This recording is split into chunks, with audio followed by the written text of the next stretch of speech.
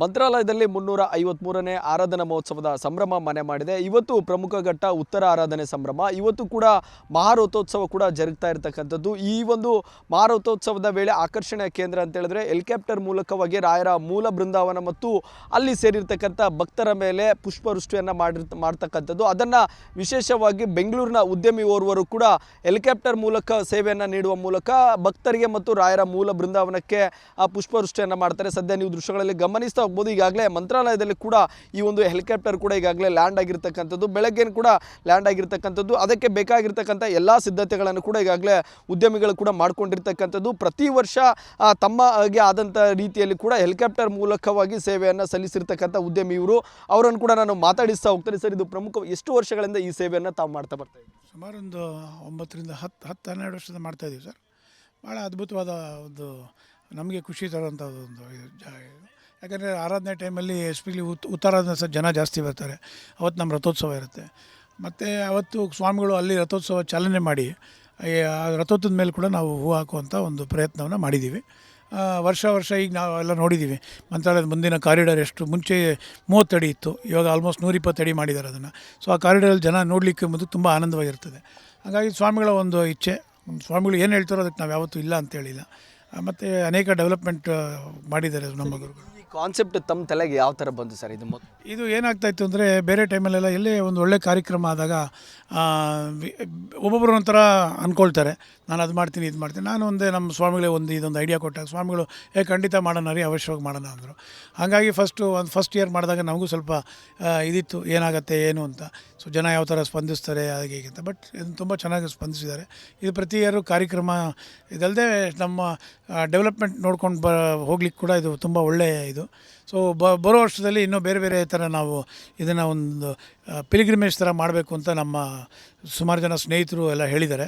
So ಹಾಗಾಗಿ next year ನಾವು ಒಂದು ಬೇರೆ ಥರ ಇದ್ದಂಗೆ 1 ಅಥವಾ 2 ಹೆಲಿಕಾಪ್ಟರ್ನ ತೊಗೊಂಡು ಬಂದು ಇಲ್ಲಿ ಜನನೂ ಒಂದು ರೌಂಡ್ ನೋಡ್ಕೊಂಡು ಬರೋವಂಥದ್ದು ಒಂದು ವ್ಯವಸ್ಥೆ ಏನಾರು ಮಾಡಬೇಕು ಅಂತ ಆ ದಿಟ್ಟಿನಲ್ಲಿ ಇವತ್ತು ಸ್ವಾಮಿಗಳ ಹತ್ರನೂ ಕೇಳಬೇಕು. ಪುಷ್ಪವೃಷ್ಟಿ ಮಾಡುವಂಥ ಸಂದರ್ಭದಲ್ಲಿ ಹೆಲಿಕಾಪ್ಟರ್ಗಳಲ್ಲಿ ಯಾರೆಲ್ಲ ಇರ್ತಾರೆ ಸರ್? ಯಾವಾಗಲೂ ಸ್ವಾಮಿಗಳ ಜೊತೆ ನಾನಿದ್ದೇ ಇರ್ತೀನಿ, ಮತ್ತು ಸ್ವಾಮಿಗಳಿರ್ತಾರೆ. ಈ ಸಲ ವಿಶೇಷವಾಗಿ ನಮ್ಮ ಮೈಸೂರು ಮಹಾರಾಜರು ಸಂಸದರಾದಂಥ ಯದುವೀರಜಿ ಬಂದಿದ್ದಾರೆ. ಅವ್ರು ನೆನ್ನೆನೇ ಬಂದಿದ್ದಾರೆ. ಸೊ ಅವರು ಇರ್ತಾರೆ ಇವತ್ತು. ಮತ್ತು ನಮ್ಮ ಹೆಲಿಕಾಪ್ಟರ್ ಟೆಕ್ನಿಕಲ್ ಒಬ್ಬ ಇರ್ತಾರೆ. ಯಾಕಂದರೆ ಫ್ಲವರ್ ಹಾಕೋದು ಸುಮ್ಮನೆ ಎತ್ತಿ ಬಿಸಾಕೋದಲ್ಲ, ಅದಕ್ಕೊಂದು ವಿಧಾನ ಇದೆ. ಅದು ಲೋ ಫ್ಲೈಯಿಂಗ್ ಮಾಡಿ ಅದನ್ನು ಕರೆಕ್ಟಾಗಿ ಎಲ್ಲಿ ಜನ ಇರ್ತಾರೋ ಅಲ್ಲಿ ಮಾತ್ರ ಇದು ಮಾಡಬೇಕು. ಮತ್ತು ಐಡಲ್ ಮಾಡ್ತಾರೆ, ಮಾಡ್ಕೋಬೇಕಾಗತ್ತೆ ಚಾಪರ್ನ. ಸೊ ಚಾಪರು ಯದ್ವಾ ಇದು ಮಾಡೋಕ್ಕಾಗೋದಿಲ್ಲ. ಅವರು ಅವಾಗ ಕ್ಯಾಪ್ಟನ್ ಅದೊಂದು ಇನ್ಸ್ಟ್ರಕ್ಷನ್ಸ್ ಕೊಡ್ತಾರೆ, ಅದ್ರ ಮೇಲೆ ಹಾಕೋದು. ಸಾಂಕೇತಿಕವಾಗಿ ಮೊದಲು ಗುರುಗಳು ಹಾಕ್ತಾರೆ. ಅದಾದಮೇಲೆ ನಾವು ತಂದಿರ್ತಕ್ಕಂಥ ಎಲ್ಲ ಪುಷ್ಪಗಳನ್ನ ಹಾಕ್ತೀವಿ. ಸರ್, ಪುಷ್ಪ ಕೂಡ ತಾವೇ ತೊಗೊಂಡು ಬಂದಿರ್ತೀರ ಸರ್ ಈಗೆಲ್ಲ? ಅದು ಯಾವ ಥರ ಎಲ್ಲ ಇದು ಮಾಡಿ? ಅದು ನಮ್ಮ ಸ್ನೇಹಿತರಿದ್ದಾರೆ. ಅದೇ ನನ್ನ ಸ್ನೇಹಿತರು ರೋಹಿತ್ ಅಂತ, ಇನ್ನೊಬ್ಬ ಮಂಜುನಾಥ್ ಮತ್ತು ಕುಮಾರ ಅಂತ ನಮ್ಮ ಆತ್ಮೀಯ ಸ್ನೇಹಿತರು. ಅವರು ಸತತವಾಗಿ ನನ್ನ ಜೊತೆ 10 ವರ್ಷದಿಂದ ಬರ್ತಾನೆ ಇದ್ದಾರೆ.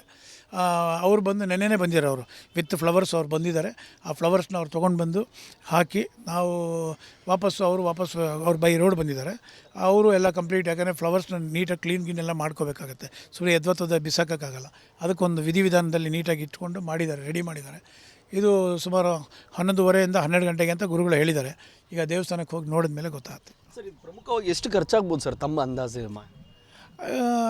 ಖರ್ಚು ಅಂದರೆ ಯಾವ ಥರ ಖರ್ಚು ಕೇಳ್ತಾ ಇದ್ದೀರಾ ನೀವು? ಅಂದರೆ ಹೆಲಿಕಾಪ್ಟರ್ ಸೇವೆ ಆಗಿರ್ಬೋದು, ಪುಷ್ಪಾರ್ಚನೆ ಆಗಿರ್ಬೋದು, ಇದೆಲ್ಲ ನೋಡಿ. ರಾಯರಿಗೆ ಏನಾದರೂ ಸೇವೆ ಮಾಡಬೇಕು ಅಂದರೆ ಯಾರೂ ಲೆಕ್ಕ ಹಾಕೋದಿಲ್ಲ. ಆಮೇಲೆ ಇದು ಅಷ್ಟೇ, ಈ ಹೆಲಿಕಾಪ್ಟ್ರು ಕೂಡ ಆಗಿರ್ಬೋದು. ನಾನು ಅದೇ ಲೈನಲ್ಲಿ ಇರೋದ್ರಿಂದ ನಾವು ಏರ್ಪೋರ್ಟ್ ರನ್ವೇ ಅಯೋಧ್ಯೆ ಏರ್ಪೋರ್ಟ್ ನಮ್ಮ ಕಂಪ್ನಿನೇ ಮಾಡಿದ್ದು. ವಿಶಾಲ್ ಇನ್ಫ್ರಾಸ್ಟ್ರಕ್ಚರ್ ಅಂತ ನನ್ನ ಕಂಪ್ನಿ. ನನ್ನ ಜೊತೆ ಸಿದ್ದಪ್ಪ ಅವರಿದ್ದಾರೆ, ನಾವು ಇನ್ನೊಬ್ಬ ಡೈರೆಕ್ಟ್ರು. ಸೊ ನಾವೇ ಅಯೋಧ್ಯೆ ಏರ್ಪೋರ್ಟ್ ಮಾಡಿದ್ದು. ಹಾಗಾಗಿ ಖರ್ಚು ಲೆಕ್ಕಕ್ಕೆ ನಾವು ಇವತ್ತಿಗೂ ಏನೂ ನೋಡಿಲ್ಲ. ಬಟ್ ಎಷ್ಟಾಗಿದೆ ಕರೆಕ್ಟಾಗಿ ಅಂತ ತಿಳ್ಕೊಬೇಕು ಅಂತೇಳಿದ್ರೆ ನಾನು ಹೋಗಿ ಲ್ಯಾಂಡ್ ಆದಮೇಲೆ ಗೊತ್ತಾಗೋದು. ಅವರು ಇದು ಎಲ್ಲ ಲೆಕ್ಕ ಹಾಕ್ತಾರೆ ಅವರು. ಪ್ಲಸ್ ಹೆಲಿಕಾಪ್ಟರ್ ಮಾಲೀಕರದ್ದು ಅವ್ರದ್ದು ಒಂಥರ ಇದಿರುತ್ತೆ. ಸೊ ಆ ಥರ. ಮತ್ತು ಅದಲ್ಲದೆ ನನಗೆ ಈ ಪೊಲೀಸ್ ಸಿಬ್ಬಂದಿಗಳಾಗಿರ್ಬೋದು, ಅಥವಾ ಕರ್ನೂಲ್ SP ಮತ್ತು ಫೈರ್ ಫೋರ್ಸ್ನವರು, ಫೈರ್ ಇಂಜನ್ ಕಂಪ್ನಿ ಎಲ್ಲರೂ ಸ್ಪಂದಿಸ್ತಾರೆ ಇದಕ್ಕೆ. ಅದು ಅವ್ರಿಗೆ ಇದೊಂಥರ ಹಬ್ಬ. ನಮಗೆ ಬರ್ತಿದ್ದೀವಿ ಅಂದರೆ ಇದು ಭಾಳ ಒಂದು ದೊಡ್ಡ ಹಬ್ಬ. ಸರ್, ಈಗ ಆಕಾಶದಲ್ಲಿ ಎಷ್ಟು ಸಮಯ ಹೆಲಿಕಾಪ್ಟರ್ ಹಾರಾಟ ಮಾಡುತ್ತೆ? ಇದು 2.5 ಅವರ್ ಒಂದೇ ಸಲ ಮಾಡ್ಬೋದು. ಬಟ್ ಇದು ಹೊಸ ಏರ್ಕ್ರಾಫ್ಟ್ ಆಗಿರೋದ್ರಿಂದ ಬೆಂಗಳೂರು ನಾವು ಬಿಟ್ಟು ಭಾಳ ಅತಿ ಶೀಘ್ರದಲ್ಲಿ ಬಂದಿದ್ದೀವಿ. ಇದೇ ಮೊದಲನೇ ಸಲ ಇಷ್ಟು ಫಾಸ್ಟಾಗಿ ನಾವು ಬಂದಿರೋದು. ನಾರ್ಮಲಿ ಒಂದು ಫ್ಯೂಲ್ ಸ್ಟಾಪ್ ತೊಗೊಳ್ತಾ ಇದ್ವಿ ಬಳ್ಳಾರಿನಲ್ಲಿ, ತೋರಂಗಲಲ್ಲಿ ಒಂದು ಸಲ ನಿಲ್ಲಿಸಿ ಇಂಧನ ಹಾಕೋತಾ ಇದ್ವಿ. ಬಟ್ ಈ ಸಲ ನಾವು ಫುಲ್ ಫ್ಯೂಲ್ ಬೆಂಗಳೂರಿಂದನೇ ಬಂದಿರೋದ್ರಿಂದ ನಮಗೇನು ಅನ್ನಿಸ್ಲಿಲ್ಲ.